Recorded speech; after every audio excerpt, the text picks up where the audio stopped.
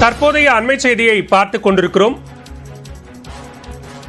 பாலியல் வன்கொடுமை வழக்கில் கைதாகி தற்கொலை செய்து கொண்ட சிவராமனின் மரணம் அது தற்கொலைதான் என நாம் தமிழர் ஒருங்கிணைப்பாளர் சீமான் விளக்கம் அளித்திருக்கிறார்.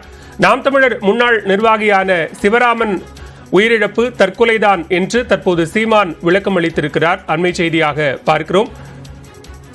சிவராமன் மற்றும் அவரது தந்தை மரணத்தில் சந்தேகம் இருப்பதாக பாஜக மாநில தலைவர் அண்ணாமலை மற்றும் எதிர்க்கட்சித் தலைவர் எடப்பாடி பழனிசாமி உள்ளிட்டோர் கேள்வி எழுப்பியிருந்த நிலையில் தற்போது சிவராமனின் மரணம் தற்கொலைதான் என்றும் அதில் தனக்கு எந்த சந்தேகமும் இல்லை என்றும் நாம் தமிழர் ஒருங்கிணைப்பாளர் சீமான் தெரிவித்திருக்கிறார்.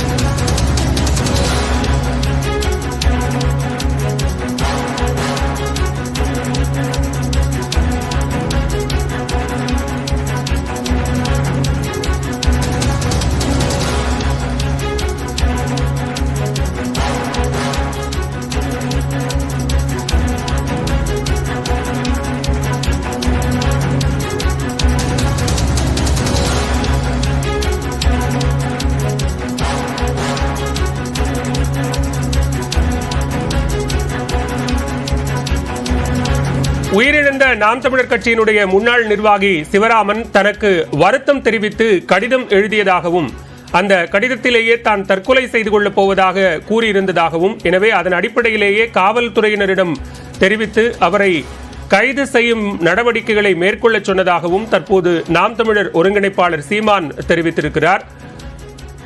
பாலியல் வன்கொடுமை வழக்கில் கைது செய்யப்பட்ட நாம் தமிழர் கட்சியின் முன்னாள் நிர்வாகி சிவராமன் எலிபேஸ்ட் தின்று மருத்துவமனையில் சிகிச்சைக்காக அனுமதிக்கப்பட்ட நிலையில் உயிரிழந்தார். அவரது தந்தை அசோக்குமாரும் சாலை விபத்தில் உயிரிழந்த நிலையில் இருவரது மரணத்திலும் சந்தேகம் இருப்பதாக எதிர்க்கட்சித் தலைவர் எடப்பாடி பழனிசாமி மற்றும் பாஜக மாநில தலைவர் அண்ணாமலை ஆகியோர் கேள்வி எழுப்பியிருந்த நிலையில் தற்போது சிவராமனுடைய மரணம் தற்கொலைதான் என்று நாம் தமிழர் கட்சி ஒருங்கிணைப்பாளர் சீமான் விளக்கம் அளித்திருக்கிறார். அண்மை செய்தியாக பார்க்கிறோம்.